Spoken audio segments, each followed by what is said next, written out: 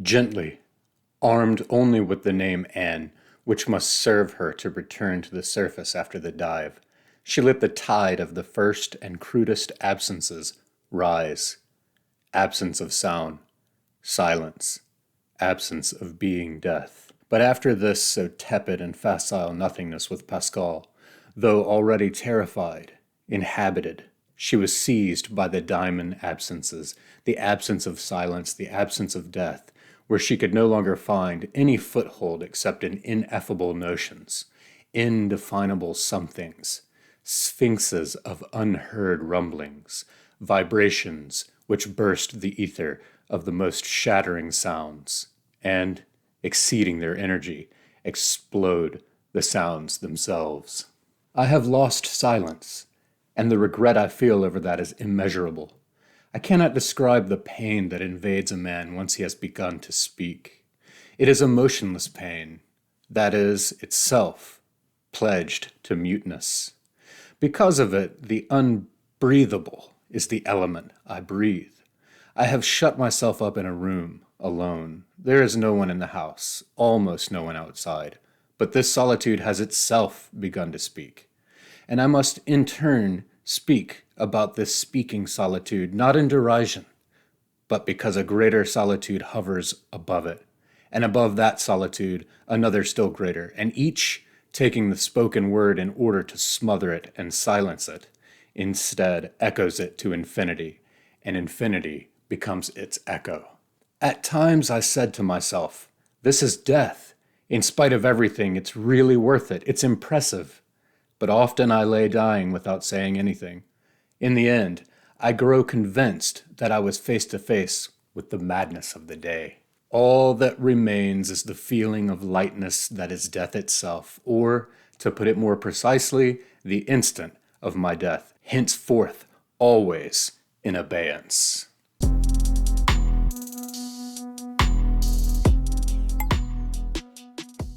Hey everybody, thank you so much for watching Leaf by Leaf. Today I'm going to be talking about the works of Maurice Blanchot. I'm very excited about this. I had heard the name Blanchot in conjunction with many studies and readings over the years. It wasn't until the end of last year, beginning of this year, when I was reading the two essay collections from Lydia Davis, who was one of Blanchot's English translators, that I really got intrigued. I went out and sought a handful of his work, found that there is a press here in the United States, in New York, called Station Hill Press, and they are largely responsible for bringing Blanchot to the English-speaking world. So thank you so very much, Station Hill Press. We're going to talk about Maurice Blanchot's first published work, this novel, Thomas l'Obscur, or Thomas the Obscure, which is translated here by Robert Lamberton. We're going to talk about Death Sentence, or L'arrêt de mort, translated by Lydia Davis, also Station Hill Press. We're going to talk about La Folie du jour, the Madness of the Day, translated again, Lydia Davis, out from Station Hill Press. We're also going to talk about L'instant de ma mort, the instant of my death. This one is actually put out by Stanford University Press and boasts not only side-by-side French-English of this very short piece, but also a long exposition by none other than Jacques Derrida, who was great friends with Blanchot.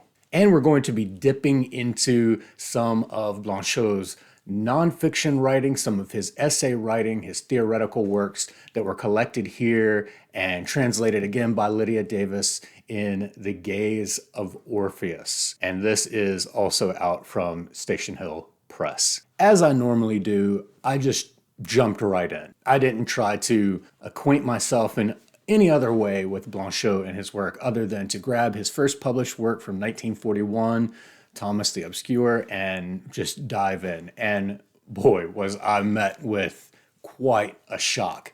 The story opens with Thomas getting submerged underneath these waves, and that's exactly how I felt. And then the second book I read was Death Sentence, which is a lot more controlled or constrained than Thomas the Obscure. With Thomas the Obscure, you just feel like there are no holds barred. All the stops have been taken out. It's just Blanchot going for it. So it makes death sentence a little more accessible. But for some people like me, even with the shock of jumping into Thomas the Obscure, it won't serve to put you off from Blanchot, but it'll only encourage your intrigue even more. Then I read The Madness of the Day, and about that time I started dipping into the different essays that are collected in The Gaze of Orpheus to sort of supplement my reading and get more insight into the theories and views and aesthetics, the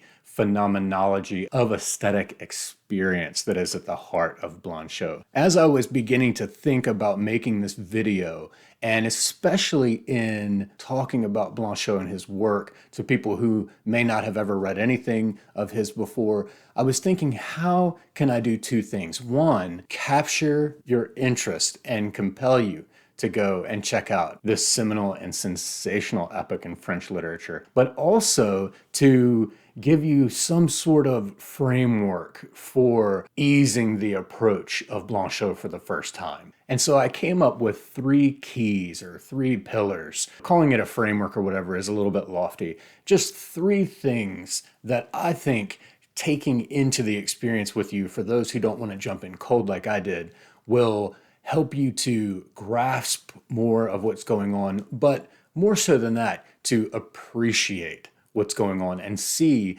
why this isn't just another entry in the vast catalog of French philosophers and theorists and people like that offering up what turns out for most people to just be word salads and linguinastics. The first key comes from one of his most important essays, The Gaze of Orpheus. In the classical myth, Orpheus travels to the underworld and convinces Hades to allow Eurydice, which is Orpheus's late wife, to travel back to the realm of the living with him. This is allowed, but only on the condition that Eurydice follow behind Orpheus and that he not look back at her until they reach their destination. And this is key for Blanchot. Otherwise, the gaze of Orpheus upon Eurydice will nullify the contract with Hades and lock Eurydice in the underworld forever. And as they make their ascent, Orpheus stops hearing his wife's footsteps behind him, and he begins to suspect that maybe the gods are playing a trick on him, so he succumbs to the temptation to turn. He looks upon Eurydice, and the fate is then sealed. In his essay, The Gaze of Orpheus, and in his essay, Reading, Blanchot uses this myth to illuminate his views on the writer, the work, and the reader. In terms of the writer, Blanchot says, Orpheus's mistake would seem to lie in the desire which leads him to see Eurydice and to possess her, while he is destined only to sing about her. Yet his fall into temptation is a necessary one. As Blanchot says, the act of writing begins with Orpheus's gaze. Thus, the act of the writer destroys the object of the writer's gaze, leaving behind the nullified object the reader is left to animate.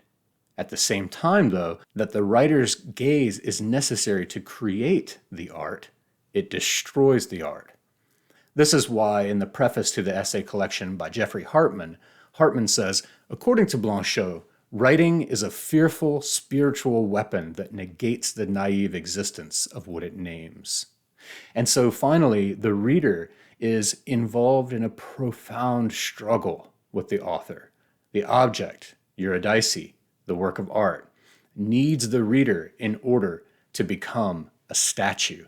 That is, an object of its own, without the dependency of author or reader. But as my friend Brian Counter at the State University of New York at Buffalo, who's a PhD student in the comparative literature department, focusing on phenomenology of aesthetic experience, mainly with Proust, he pointed out with Blanchot that there is a contradictory element here and everywhere in Blanchot, whereby the writer can only articulate the work by turning away from it, meaning that our engagement with a work / our aesthetic experience will always have something secret about it, something we can't engineer or anticipate.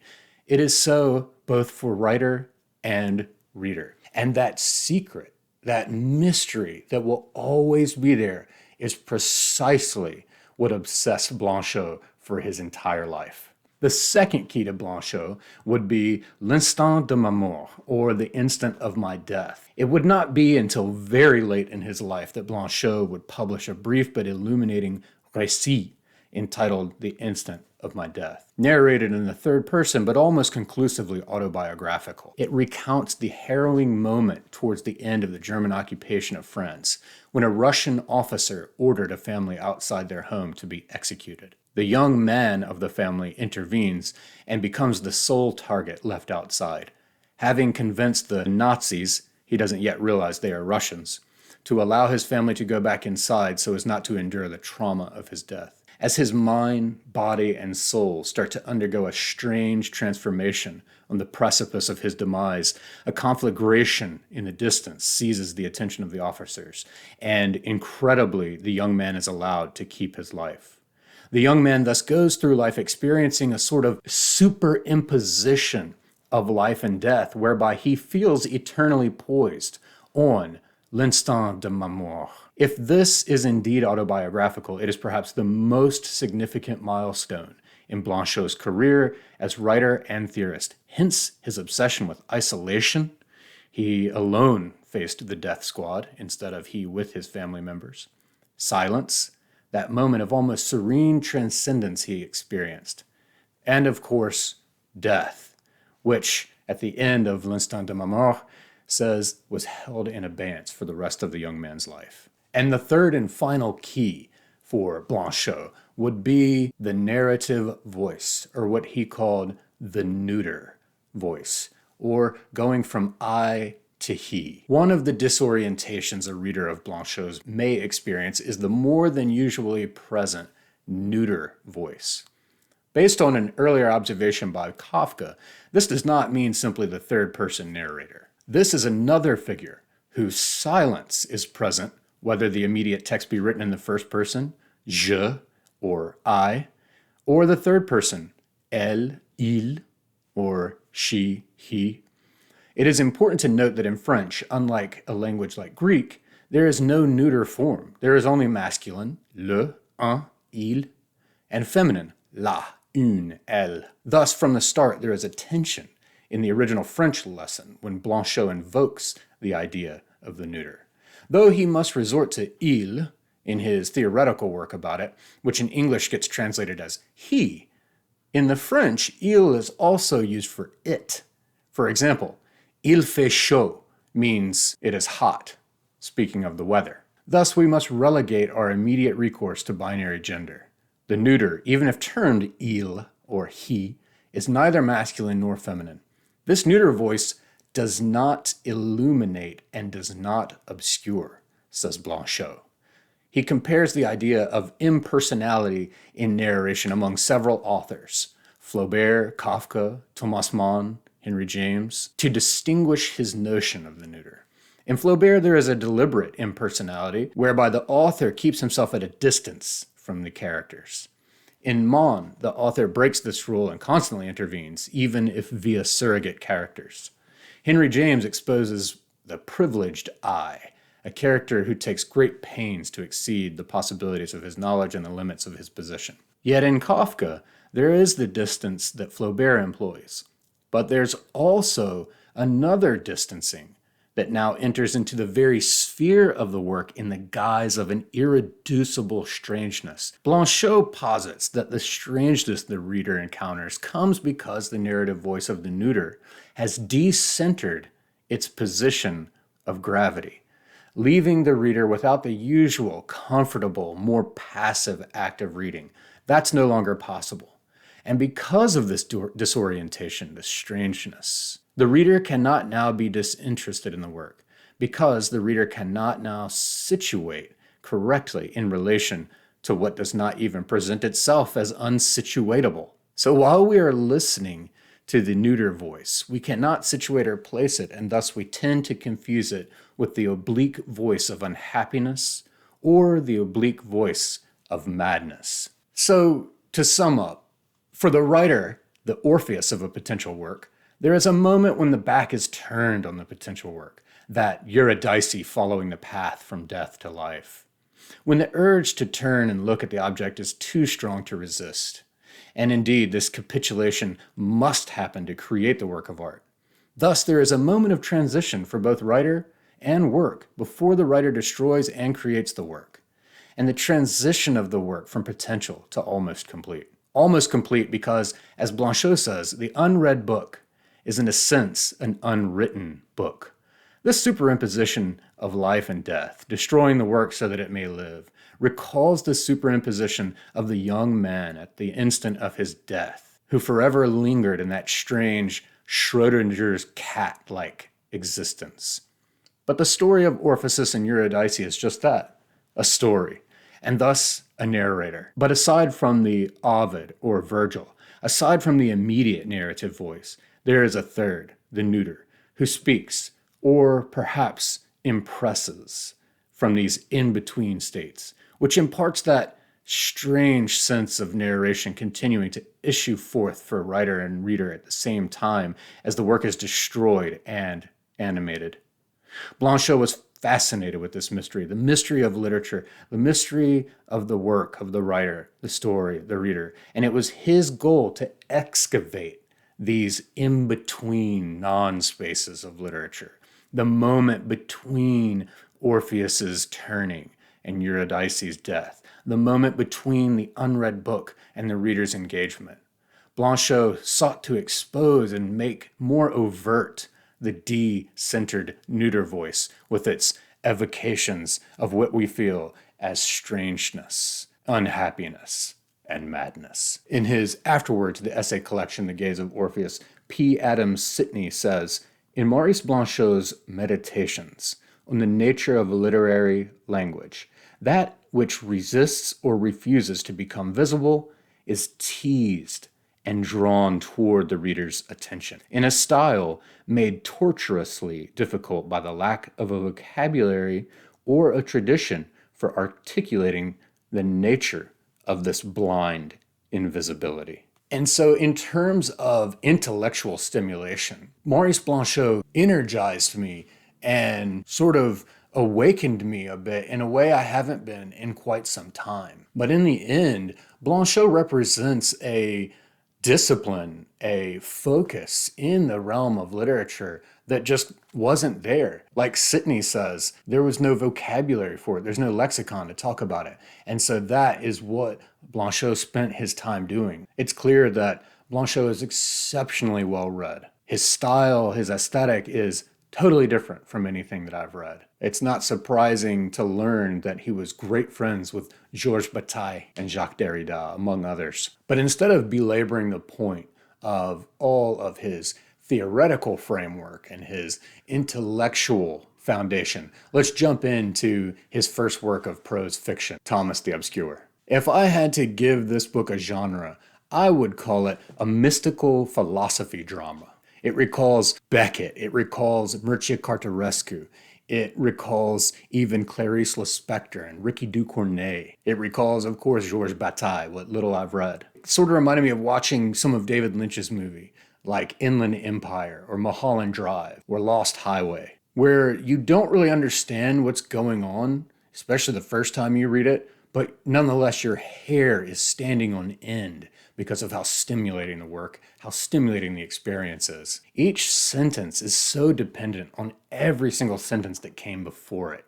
It's all built together in this beautiful structure. In fact, Robert Lamberton, the translator, even says in his afterword that the major problem that confronts the translator of Blanchot is the problem of the unit to be translated. Do you take a word, a phrase, a sentence, or a paragraph, or the whole work? All demand to be rendered as unities, one enclosed within the order without the sacrifice of their integrity. In this story, we follow Thomas as he goes through seemingly mundane things such as swimming in the waves, then lying in the woods, and then going to a hotel for dinner, then reading in his room, then there's an encounter with a cat, and then him trying to bury himself, and then he goes to visit Anne in the garden.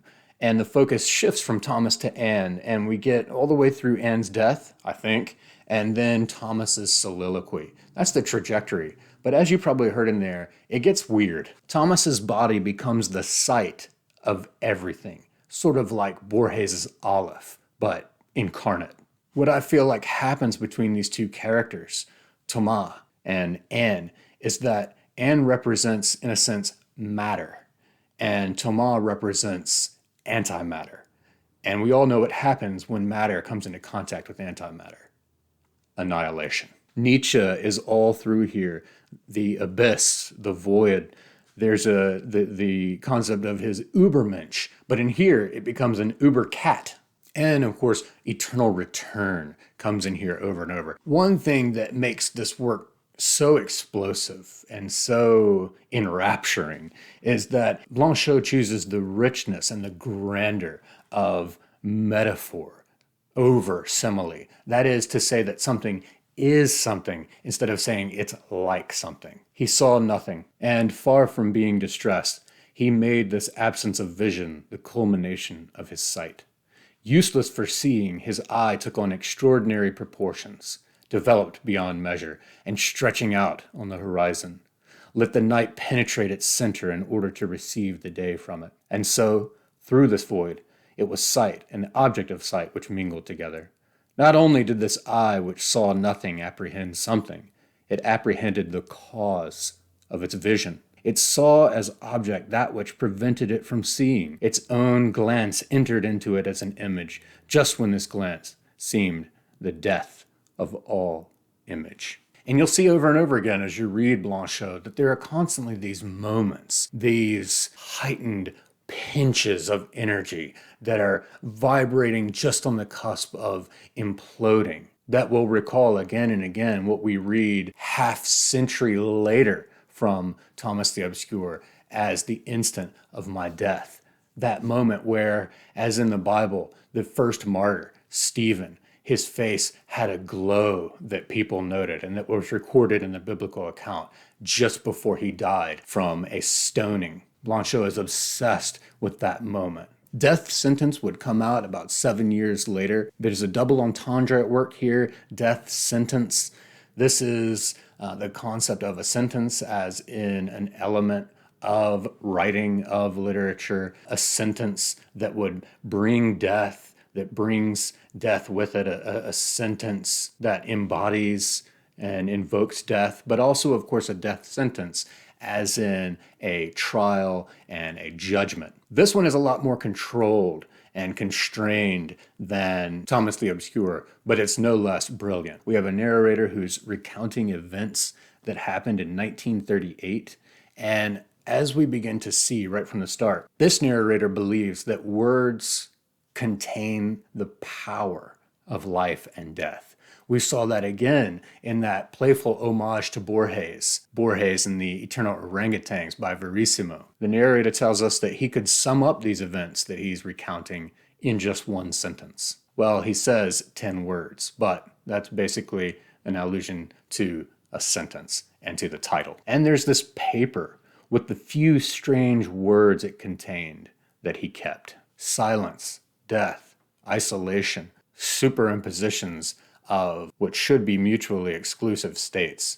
Again, this is Blanchot. As with Anne and Thomas in his first novel, the male narrator here presents a magnetic attraction to death on part of Anne. But we quickly see it's not just limited to one woman. There are many women that are recounted in a series of strange tales, very reminiscent of Lovecraft. And as he's telling us these seemingly supernatural events, he constantly casts a shadow of doubt or ambiguity by giving us a possible medical explanation. The narrator at one point says, some secret treachery was going to take place, one of those harrowing events which no one knows anything about, which begin in darkness and end in silence, and against which obscure misery has no weapon. What is eloquent is the passing moment and the moment that will come after it. The shadow of yesterday's world is still pleasant for people who take refuge in it, but it will fade. and the world of the future is already falling in an avalanche on the memory of the past. In the end, he tells us, this should therefore be impressed upon anyone who might read these pages, thinking they are infused with the thought of unhappiness. And what is more, let him try to imagine the hand that is writing them. If he saw it, then perhaps reading would become a serious task for him. So again, right there, we see what's on his mind. His mind is thinking of this neuter voice that he's teasing out from the background of literature like this, of literature like Kafka's. And as the reader's coming into contact with it, he doesn't want us to misconstrue it as simply strange or even unhappy or even mad. Because in the end, every single one of us is under a death sentence. The narrator in the madness of the day is such a treat. Nobody can figure him out. Nobody. He's simply an enigma. Yet he has this droll sense of humor. As he's recounting these things, you begin to get enough information to see that most likely he's in an asylum surrounded by ward doctors. And Blanchot in this work does a great job of capturing the interior of someone who is pronounced mad or mentally unstable. They see things totally differently. His speech is lucid and nonchalant. His wit is razor sharp and deadpan, all of which convinces the doctors and those around him that he is mad, while also driving them mad. I had to acknowledge that I was not capable of forming a story out of these events. I had lost the sense of the story. That happens in a good many illnesses. And so right from the beginning, we see that this is actually an anti-story. Thankfully, this is in a bilingual edition. Since it is such a small piece, they included the original French. Having the original French version is very helpful in L'Instant de ma mort, The Instant of My Death. Again, this one's put out by Stanford University Press. It is extremely short, so short that you may read it like I did and totally miss some key elements that I captured on the second reading. And even when, after the second reading, I started to read Derrida's long piece, Derrida pointed out things that I totally missed. Things that are just the function of what's being recounted, not depths. But it's hard not to read this at breakneck speed. It's just a few pages long, but it is one of the most crucial pieces of the Blanchot oeuvre. As Derrida will talk about, just the title is of great interest, and it's very striking. The Instant of My Death. To sum up all of the discourse about testimony and representation in literature in the context of death, both Blanchot and Derrida point out that literature is really the only space where one can talk about one's death. In a sense, literature is a way of dying. It begins with, I remember a young man, which right there, we've got the I of this narrator. We've got the young man who will speak. We've got Blanchot, who in a sense represents both the I and the young man as writer. But then there's that other voice that will speak, that we feel in the background. I remember a young man, a man still young, prevented from dying by death itself, and perhaps the error of injustice. I can't think of a better first sentence to operate as a hook than that one. What's also really interesting about starting this whole thing with I remember a young man is that in the French, the verb for remember is what's called a reflexive verb. So it must take this pronoun to show what it's reflexive of. And so in the French, that line reads, Je me souviens, or I myself remember, or I me remember.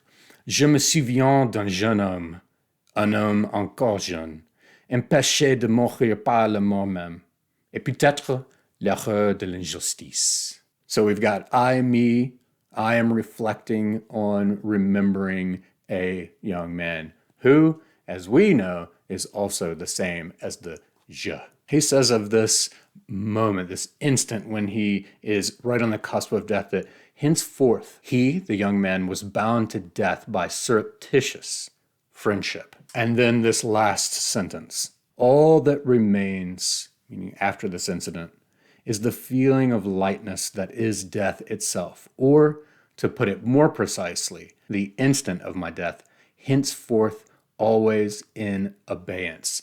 Now, what's very interesting, and Derrida points out, is that in French, the word instant, l'instant, can also be used to mean holding on to something or have something held in its instance. We don't have a use of our word instant for that. And so the translator chose in abeyance. But the French reads l'instant de ma mort, désormais toujours en instance. And so in that final closing sentence, we get two different instantiations of an instant. And this is exactly what is being talked about in the story, the content of the story, and the strange state that this young man finds himself in for the rest of his life is two different instants that should be mutually exclusive. As Derrida says, from the viewpoint of common sense, I certainly cannot testify to my death. By definition, I cannot say, according to common sense, I should not be able to say, I died or I am dead. Yet literature allows us to. Here's another great description of what happened there in the instant of my death. Death had already taken place. It had arrived from the moment the young man began to wait for the final order, the fire command from the lieutenant. He had thus left the world, dying before dying, not for another world, but for a non-world beyond life, not for a transcendent beyond, or the beyond that religious and metaphysics tells us about, but for a here below, without world, a beyond here below, a without world from which he who is already dead already returns, like a ghost, the moment gunfire suddenly explodes in the vicinity instead of on him. And so Blanchot, in his real life, achieved a strange state that he would be held in for the rest of his life. And from the 1940s to the 1990s, he would produce work, theoretical and fiction, to try and articulate this experience and dig out why it is so important for literary studies and why it makes literature such a special medium. She lay awake without delirium. There was no narcotic in the shadows, none of those suspicious touchings which permit the darkness to hypnotize those who resist sleep. For the first time, she raised the words, give oneself, to their meaning, their true meaning. She gave Anne. She gave much more than the life of Anne. She gave the ultimate gift, the death of Anne. She separated herself from her terribly strong feeling of being Anne, from the terribly anguished feeling of being Anne threatened with dying, and changed it into the yet more anguished feeling of being no longer Anne. Nothing is more serious than the desperate and enigmatic meetings of readers and texts.